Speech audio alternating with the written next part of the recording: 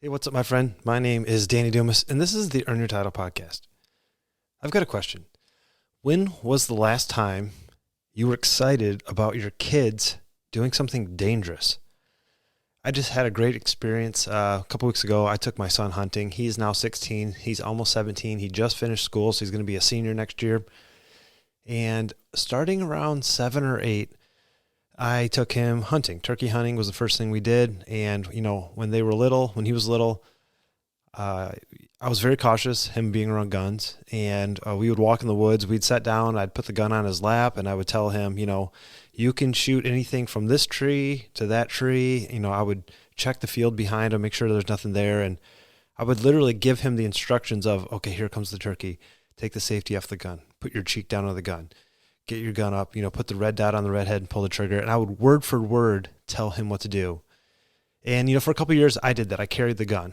And then as we moved forward, I would let him carry the gun. I'm very cautious. It's a teenager, a 12-year-old, 13-year-old, carrying a loaded weapon with me right there, very adamant. Probably 3 or 4 years ago, we started inviting some of his friends and his dad's friends, or my friends and their kids. And we grew kind of this little community of a bunch of guys going hunting. And this year, we had a really cool experience. All the boys, they're all 16, 17 years old.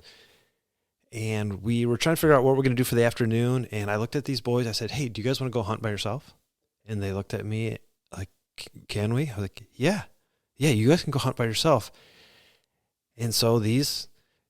realistically, they're fully grown. One of the kids is like 6'5". The other two are both 5'10", 5'11". They're large. If you didn't know any difference from, looking for a distance, they look like they're grown-ups. But we're letting these young men go out into the woods carrying weapons that could literally kill each other. And I didn't have any fear. I did not have any fear. Now, I sent a picture to their moms and like, hey, check out what's happening.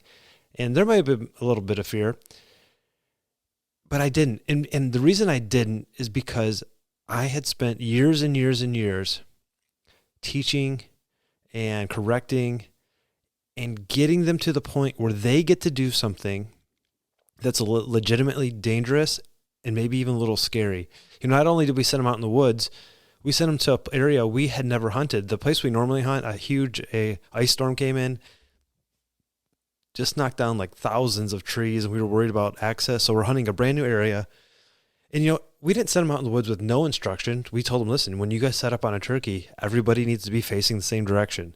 When you're walking in the woods, here's the compass. Here's what the map looks like. If you cross this road, remember, you have to come east to get back to the road. If you go north and south, that's fine. You'll get to a highway or you get to the lake. We gave him some parameters. We gave him some guardrails. We told him, I expect to see you back at this time. And if we don't, we're going to come look for you. So we gave them a little bit of safety that, hey, we're making a plan. And then we just sent them out into the world. And the only reason I was not scared, not nervous, is because I had prepared. And it's cool, like when you're younger, you're doing a lot of things without much evidence that it's working, And when it finally does, and they finally do something, it's really important. And as a dad, one thing that I think you need to realize that you're going to have a different take on life than your wife. And it's really important. I truly believe most women have a desire to take care of their kids and provide for their kids. Your job is to prepare them for the future. Your wife wants to protect them. You need to prepare them. And the only way they're going to be prepared is if you let them take these small incremental steps towards things that are scary, that are dangerous. And now I don't want my kids to get hurt. I don't want them to shoot each other accidentally with a shotgun. I don't want any of that. But if I don't ever let them leave and go try, they'll never have that confidence. And to watch these boys walk back, now they were totally unsuccessful. I asked them, hey, where'd you guys set up? He's like, oh, we set up here, then here, then here, then here, then here. They probably didn't sit down for more than 20 minutes, which, when you're doing that kind of hunting is not the most successful way. But they went out and did it. The look of confidence on their eyes, their chests were held up a little bit higher. Chests were sticking out a little higher. Their chins were up a little bit. They were proud. And it made me so happy because not everyone's doing that. They have a friend in high school that they went to the mall together and the mom came with them and was like, she wasn't like right with them, but she was staying back, 50 feet and just kind of following, making sure her son was okay. Man, how sad is that? They were telling me someone who had graduated, their mom went with the son to a job interview. And I understand a mom's job is protect, right? Is to provide for their kids and to keep them safe. And if you have that relationship with your wife, at some point, you have to have this one-on-one conversation. Go, listen, you have protected them and you provided and you have done your job. You need to let me do my job and prepare them to go out into the world, because the world can be a scary, dark place. And if they never get a chance to experience adversity, they never get a chance to deal with a problem, if they never get a chance to do any of that, they're going to be stuck in your basement forever. And that's not what we want. Like, I want my kids to leave and want to come back because they love us and we're fun, but I want them to leave and feel comfortable doing that. It's not fair to them, and it's not fair to you to have to be a parent to a 30-year-old kid.